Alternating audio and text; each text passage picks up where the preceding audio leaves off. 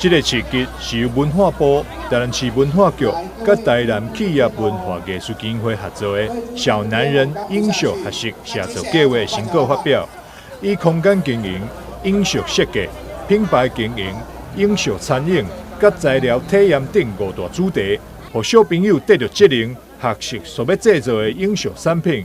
用趣味又阁好耍的方式，带领民众认识影剧发展的目标。今年暑假的时候，第一次办了这个乐观型帆船的造船课程。那我们是从就是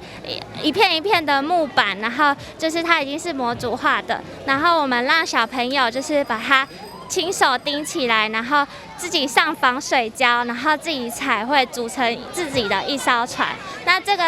个船的话是由4个小朋友一起来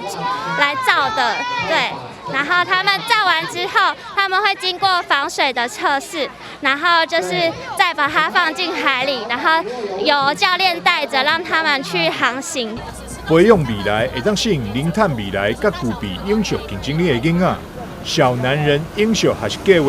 号召24个专业职能，教导50位国小3年到4年的小朋友，透过实际参与，为当中认识影剧发展，甲关心环境知识。职人帮我们告诉我们要怎么把它做好，所以我们就是负责，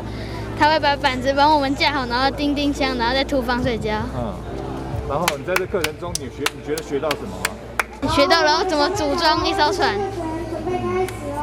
听说你们还有出海，然后去捡海上的垃圾吗？有啊，就是我们有去海上，然后游一下安平的山港，然后回来，然后拿网子去捞垃圾。其实帆船没有我们想象中的那么好做，其实没有，就是直接把它放一放，然后粘一粘，其实就好了。没有，其实很难，要一块一块，还要把它搬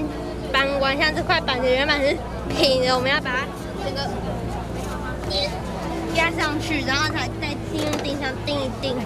参与活动小朋友得到影剧职能的脚步，打造影剧市集店家，成为一位有影剧思维的专业小头家。但是新闻张硕伟采访报道。